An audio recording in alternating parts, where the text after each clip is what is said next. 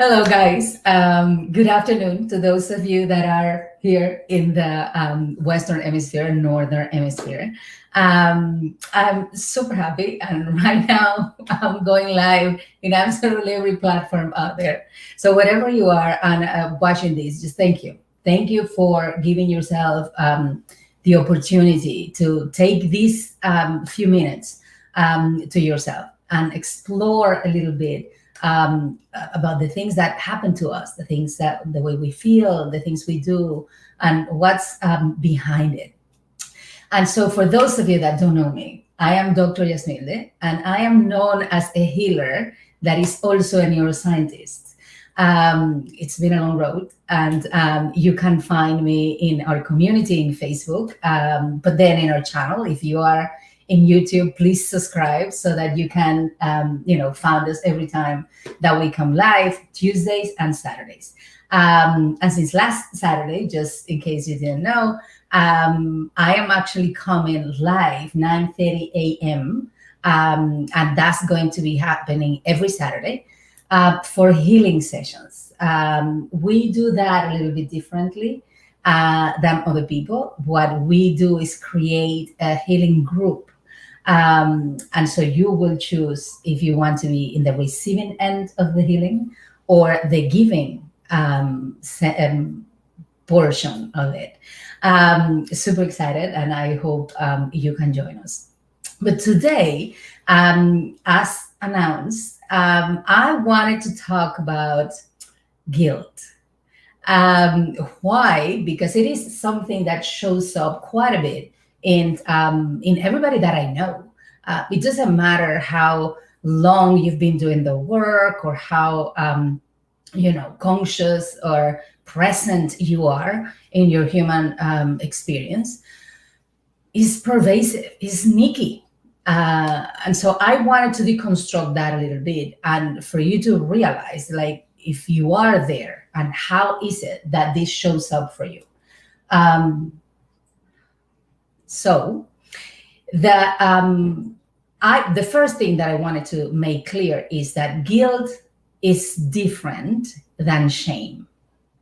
Guilt is a sense of deserving blame for something specific that you perceive as bad.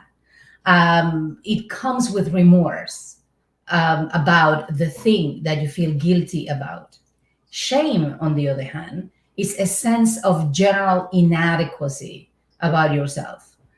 You either perceive yourself as bad, unworthy, inadequate.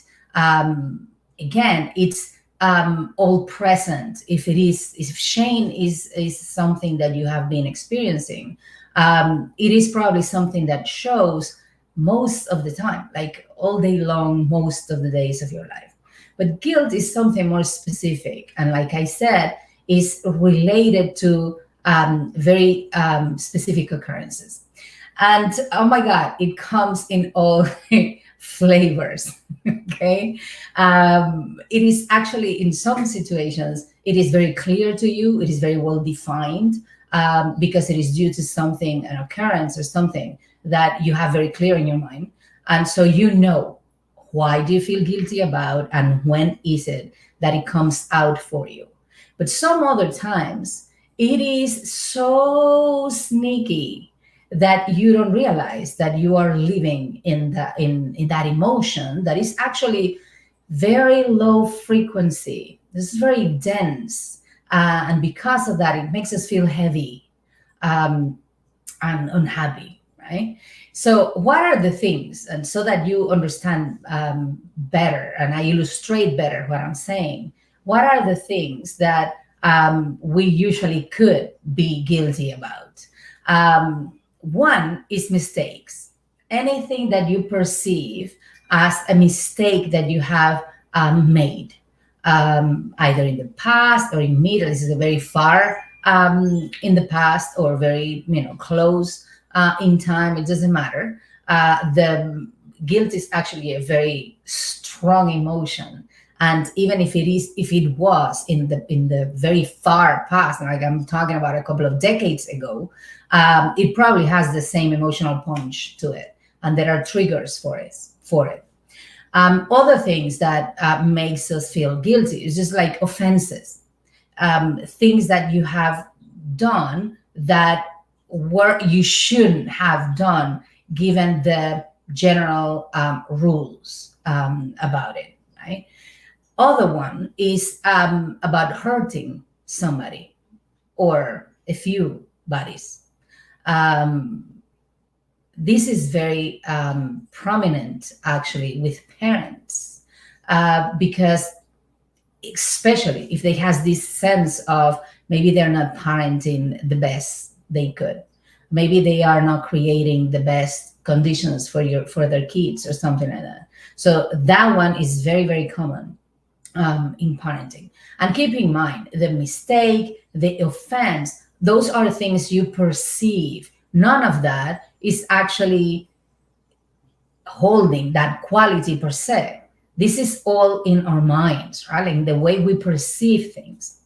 Another reason why you might have experienced guilt before is about not doing or giving enough in specific circumstances. You either needed to, put more effort into it, produce more, be more efficient, or maybe you are, I should have donated more, I should have serviced better, like I should have volunteer here and there, those things. And I know a lot of people that actually experience those, me included in some situations. Another one is for wanting more. And then this one it comes with a flavor of this is for having what others do not have. So those two, from wanting more, but actually having more than other people, then it's very, a soup, a pretty good soup to experience the guilty, sentiments. Then another one is for expending time and money on yourself. And this last one is actually one of those that currently, like nowadays, it is becoming more and more present, because there is a movement out there, right? And if you are watching this from our community in Facebook, we talk about this all the time. This community is all about self-love. And to bring attention to what you do for yourself, what time you take for yourself, what kind of things you do to expand the way you feel, the way you play, the way you rest, the way you take care of yourself. But we have been indoctrinated, because it's not even educated. I don't think that word makes it anymore, describes it enough. We have been indoctrinated into believing that if we are not doing something, we are on the wrong. If we are not in constant movement, if we are not producing enough, if we are not, in the thick of things, then we are not good enough. And so because of that, when we step back and we decide to spend money, time, in ourselves, then it comes, a lot of times, it comes with a sour taste to it, right? It's like it, and then I am actually guilty of that. Sometimes when we serve so many people that when I take a step back and I said, okay, I'm disconnected from everything for a couple of hours, actually that's as long as it takes. I have to make a conscious effort to step into that with a lot of love in my heart. And so then the one thing that I want you to take from this is not only recognize how the many, many flavors in which this comes into your life, but also that is a very, very, very unproductive emotion. It is something that gets on the way of absolutely everything that you want to accomplish. Guilt is something that acts as if you were, imagine yourself walking on the river, right? In the flowing waters, and then start adding starch to it to make it thick and thick and thick. That's exactly how the density of guilt acts in our fluidity in life, in our capacity to be effective, to be productive, to be clear, to take action, to be loving, to accomplish anything. Most of all, joy and happiness. And so because of that, it's extremely unproductive. It leads nowhere good. That is not, though, enough to manage it, because we cannot rationalize emotions. So then, what are my suggestions? First and foremost, know that you can send a message to me or to Donna in our community and have a conversation with us. If you want to, discuss deeper causes of guilt, because you might have heard us say this again, everything that we need to heal, it actually needs to be approached at the energetic, emotional, and mental level. And so there are nuances to everything that I've just told you. If you want to clarify more about what this means for you and how you move forward, please contact us. But then in general, well, you name your guilt. Just pick your poison, right? Which is it, the one that is showing? Just look at it in the face, name it. The moment you start doing that, the dynamics of your emotional fluidity start changing.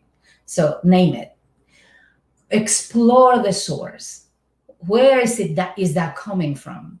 Is it being fueled by a belief that you formed yourself, or did you acquire it somehow from your family, your parents in general, your relatives, your educators, society at large?